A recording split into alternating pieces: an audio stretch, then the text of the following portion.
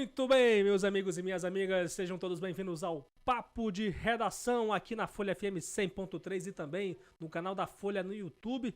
Para você que não me conhece, eu sou o Lucas Luquezzi, apresentador do podcast oficial do Grupo Folha, que traz todos os dias, de segunda a sexta-feira, as principais notícias do dia, trazendo um bate-papo aqui com os repórteres do Grupo Folha, né? Uma conversa, um bate-papo bem informal aqui, para quebrar o gelo, né? Para não ser tão chato, né? Também quando a gente vai falar de notícias, mas claro, evidentemente que a gente sempre a gente nunca vai abrir mão aqui da verdade, porque o jornalismo é isso, gente. A gente relatar os fatos e se aproximar o máximo da verdade, contar a verdade ou se aproximar o máximo dela. Então, quero que você participe conosco, enviando a sua mensagem para o 999715300. Vou repetir o número para você decorar bem. O 95DDD 999715300. Você que está acompanhando a gente no YouTube, é só você mandar o seu comentário aí na seção de comentários do YouTube, que a gente, claro, vai poder ler aqui. Mas a gente começa hoje falando de uma situação envolvendo garimpo, né? Porque teve uma cooperativa de Mucajaí que ela é presidida por uma pessoa que foi condenada pelo tráfico de drogas e que conseguiu uma licença para poder explorar. Para isso eu trouxe o Vinícius Gonçalves, que está aqui conosco, vai explicar para a gente essa situação, o que você apurou sobre essa autorização, Vinícius. Pois é, Lucas, a Cooperativa de Exploração Mineral de Mucajaí, a Copercajaí, ganhou uma autorização para realizar uma pesquisa em uma área de fronteira, né, em Caroebe, né, no interior de Roraima, para identificar se há ou não ouro. Essa decisão foi publicada no Diário Oficial de hoje, né? Uhum. A permissão foi concedida pelo ministro-chefe, né, do Gabinete de Segurança Institucional, o Marcos Antônio Amaro dos Santos. Essa cooperativa é presidida por Creuza Buzz Melotto, ela que é presidente, né, da cooperativa e que já havia sido condenada por tráfico de drogas nos anos 90 no Mato Grosso. Sim. Ela já é conhecida, inclusive, no Mato Grosso pelo crime, ela também chegou a ser denunciada por outros crimes, né, e a família dela, né, o filho dela, aliás, ele é presidente de uma cooperativa em Pontes de Lacerda, uma cidade do interior do Mato Grosso, e foi denunciado à Justiça Federal justamente por ser apontado como membro de um grupo criminoso que explorava recursos minerais na terra indígena Sararé, no Mato Grosso.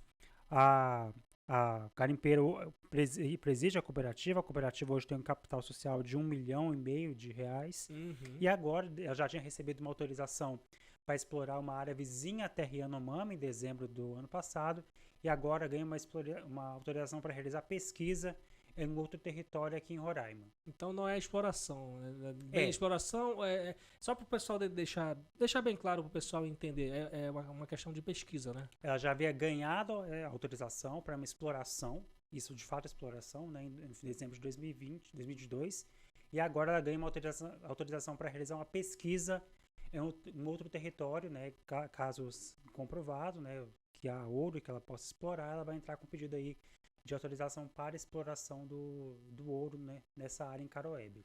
Tá bom. Muito obrigado, Vinícius, pelas informações. Volte sempre aqui trazendo as notícias. folhabv.com.br, esse é o nosso site, né? Pois é, para acessar mais informações, inclusive mais informações sobre essa notícia, né, a gente vai atualizar ao longo dos dias, você pode acessar no site folhabv.com.br. Que inclusive a gente está com um design novo, né? Super pois é, site novo, né, Lucas Luquezzi? Um site mais fluido, né, um design mais moderno, justamente para facilitar a experiência do leitor, e a gente está aqui com muito carinho, muito foco para poder trazer notícias e encher esse portal. Muito bem, muito obrigado, Vinícius, até a próxima. Eu que agradeço, até a próxima. Olha, gente, o presidente da Câmara de Comércio e Indústria Brasil-Venezuela disse que o embargo da Venezuela às mercadorias aqui do Brasil é pontual. E aí eu trouxe a Adriele Lima para falar para a gente, que ela que fez a entrevista com o Eduardo Oestreicher, que é o presidente da Câmara de Comércio, e vai explicar para a gente como é que foi essa entrevista, o que ele falou, o que já foi feito. Faça seu balanço aí do que você apurou de informações. Tá certo. Então, foi o seguinte, o Eduardo ele explicou que esse embargo ele aconteceu como uma medida cautelar da Venezuela para que os produtos venezuelanos consigam chegar às prateleiras dos mercados da Venezuela, né? O que estava acontecendo, na verdade? Ele disse que a gente estava exportando tanto para a Venezuela que eles se sentiram, não vamos dizer assim, ameaçados, né? Como ele mesmo explicou, mas como uma reação mesmo Sim. para que os produtos da Venezuela também fossem ao mercado, né? E aí ele explicou que lá algumas empresas sofreram esse embargo e os frios, carnes e frios, foram as mercadorias que foram embargadas justamente porque é o que mais se exporta para lá, o que Sim. mais a gente está exportando. Então, foi justamente como uma reação mesmo, uma medida, mas que não é algo pra gente se preocupar, porque Sim. isso não vai se perdurar por muito tempo. Ele disse que já entrou em contato com o governo venezuelano, já está conversando com os responsáveis pelo comércio e a indústria de lá, e eles vão sentar e vão conversar para planejar uma medida que beneficie os dois lados. A ideia, tanto é que o Eduardo sugeriu, né, e apontou pra gente na conversa, foi que a Venezuela poderia estudar um período de que os produtos que tivessem melhor alcance fosse um tempo ideal para que eles pudessem colocar os seus produtos na prateleira, e durante esse período em que eles considerassem bom para eles, o Brasil não iria exportar Sim. para a Venezuela, ou iria exportar em menos quantidade. Pra não haver mais esse tipo de coisa, Isso, né? exatamente. Seria uma sazonalidade entre Brasil e Venezuela, Isso né? seria uma proposta do Brasil pra eles. Isso, exatamente. Mas não é nada ainda muito certo, porque eles vão sentar. A previsão dessa conversa é para acontecer no final agora de junho, início de julho. Então, o Eduardo disse que é algo pra gente se acalmar. Não é pra gente se desesperar e que vai ser tudo resolvido, né? Não sei se os empresários vão ter Isso. tamanha calma, né? Porque final de junho é muito relativo, Exatamente, né? é muito tempo ainda. Né? Vamos esperar. Agora hoje a gente tá em que dia hoje? Hoje é dia 15 ainda de junho, né? É, o meio do mês. É muito relativo. Então, bora ver se os empresários vão se acalmar dessa forma, né? Então, Exatamente. vamos ficar acompanhando aí essa situação, né? A classe política já está se movimentando, até pelas notícias que a gente deu aqui ontem, inclusive sobre de que o ministro da Secretaria-Geral da Presidência da República já tinha intermediado essa questão com o Itamaraty, né? Vamos aí aguardar com que a gente tenha uma boa notícia aí Isso. nesses próximos dias. Exatamente. Obrigado, Adriele, pelas Nada, informações Lucas. e até a próxima. A próxima participação no Papo de Redação. Nada, obrigado pela oportunidade. Então vamos lá, gente. Eu vou continuar falando desse assunto porque o governador de Roraima, Antônio Denário, enviou um ofício ao presidente Luiz Inácio Lula da Silva para pedir apoio nessa negociação pelo fim da restrição do governo venezuelano a esses produtos brasileiros, como esses enchidos, né, como a salsicha, a linguiça, também as carnes aqui do Brasil. O governador, nesse ofício, lembrou que essa restrição não teve nenhuma tratativa anterior e pegou os empresários locais de surpresa, o que tem gerado prejuízos à classe, às exportações brasileiras, inclusive, e criado um entrave que há muito tempo não ocorria entre esses dois países. O governador explicou que a atitude prejudica a economia roraimense, cuja exportação foi 65% dependente da Venezuela no ano passado. Ele também citou a recepção que o estado de Roraima, o Brasil, faz aos migrantes venezuelanos que fogem da crise econômica e política do país que é liderado pelo ditador Nicolás Maduro. Denário disse também no texto que os números passados pelos empresários aqui do estado que estão se sentindo prejudicados são de que há mais de 6 mil toneladas de produtos armazenados em galpões na fronteira com a Venezuela e que outras cargas correm o risco de serem perdidas. A gente já, inclusive, viu nessa quarta-feira que teve uma manifestação em Pacaraima em que os empresários, como forma de protesto também, tiveram que fizeram uma distribuição de salsichas para os migrantes venezuelanos lá. Então, assim, foi uma fila enorme que se formou, foi uma forma de protesto, até porque, minha gente, essas salsichas elas vão estragar, né? Logo, logo, são cargas perecíveis. E aí, para finalizar aqui, falando ainda desse contexto, desse comunicado que o Denário fez ao Lula, o governador disse que as empresas do Brasil estão dentro da legalidade e que espera a atenção e sensibilidade do governo Lula. A gente vai falar mais ou menos aí de carne ainda, porque em todo o Brasil deve ter uma redução, nesse ano de 2023, uma redução de 4% desse produto. Não é mesmo, José Magno? Seja bem-vindo ao Papo de Redação, vai explicar pra gente uma pesquisa que foi feita e que levou em conta esse dado. Seja bem-vindo. Oi, Lucas, tudo bem? Então, é um levantamento feito pelo Banco Santander, que levou em consideração diversas commodities de produção aqui do Brasil, entre elas a carne.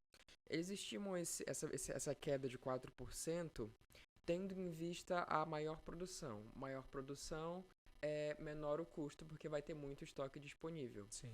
É óbvio que outros fatores podem influenciar no preço final desse produto para o cliente, mas quando a gente pensa em produção e em como a produção afeta o preço, essa queda é de 4%. Parece pouco, mas como eu falei, outros fatores influenciam. Faz a diferença, né? De certa forma, a gente que nesses últimos anos a gente só viu o preço da carne aumentar. Verdade. O preço da carne, pelo amor de Deus, a gente já tá comendo mais ovo do que carne, né? Mais frango, mais outros tipos de carnes. Já é um alívio aí pra gente, né? Uhum. Pois é, agora eu vou falar agora sobre um outro assunto que preocupa a gente, uma doença chamada febre maculosa, que já matou 4 pessoas que participaram de uma festa numa fazenda lá no interior de São Paulo. Não é isso, Zé Magno? Aham. Explica pra gente que doença é essa, como é que a gente deve se proteger. A febre maculosa ela não é uma doença muito comum, né? Do início do ano para cá, eu acho que foram registrados apenas 49 casos no Brasil inteiro. Sim. Só que só na última semana foram 4 mortes. Sim. Em decorrência da febre. E o que acontece? Essa febre, ela é transmitida por meio de um carrapato. Uhum. E é um carrapato presente em áreas onde tem cavalos e outros tipos de equinos.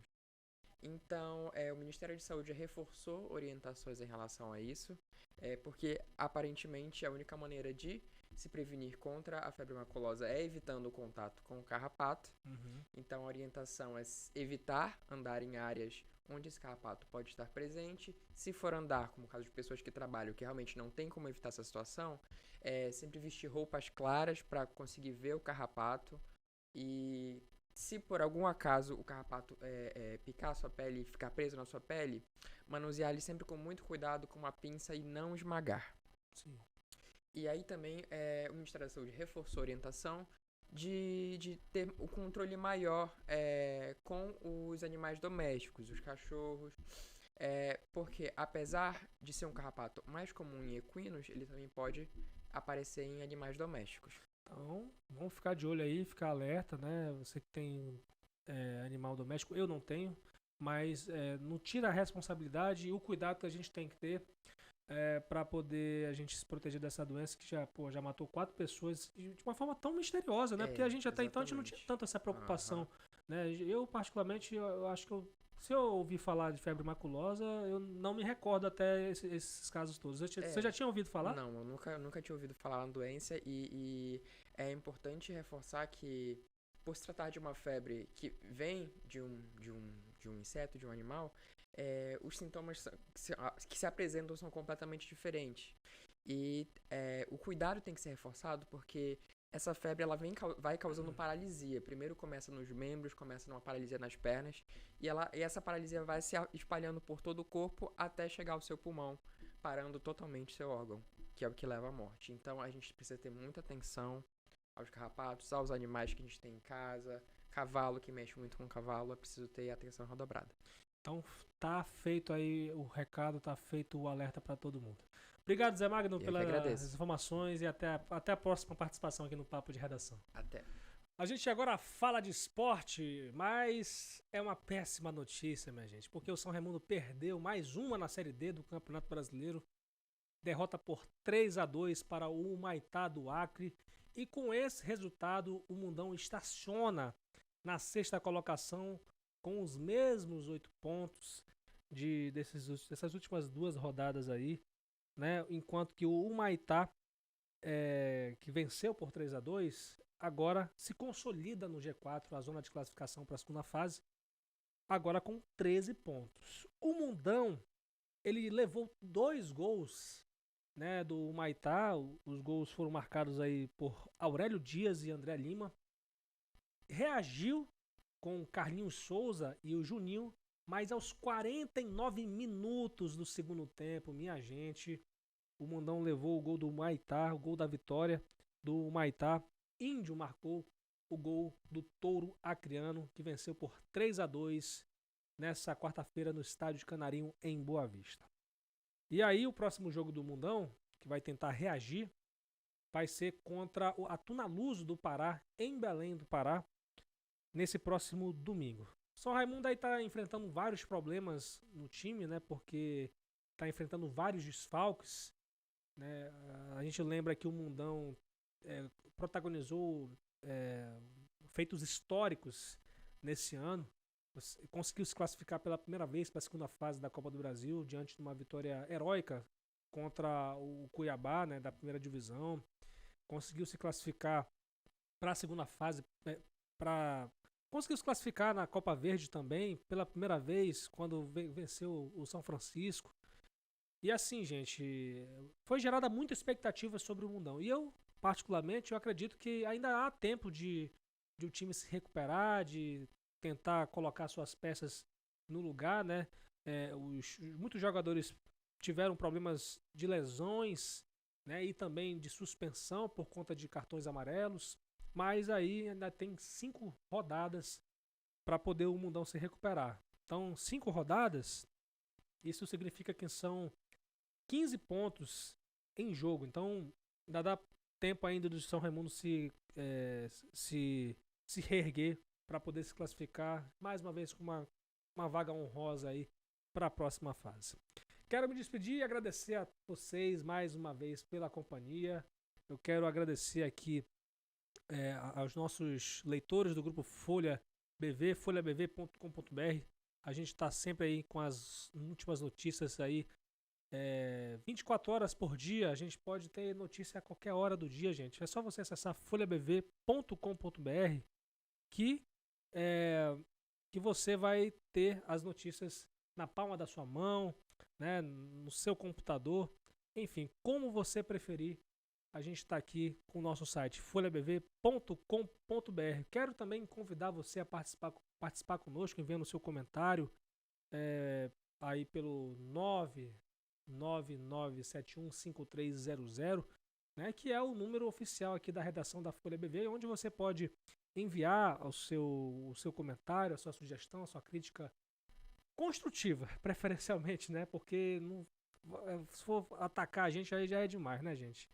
Então, assim, o jornalismo, bom jornalismo, ele defende a democracia, ele defende a ampla defesa, né? Defende a verdade. Então, assim, você pode falar mal da gente? Pode falar mal da gente, mas desde que seja construtivo para a gente poder fazer melhor o nosso trabalho aqui. Eu quero ler um comentário em uma das nossas transmissões no YouTube. O André Pinto, ele disse assim: seria bacana se tivesse a minutagem. Assim o consumidor da mídia iria direto ao assunto de interesse. Agradeço aí o André pela sugestão. A gente está aí para melhorar, né, gente?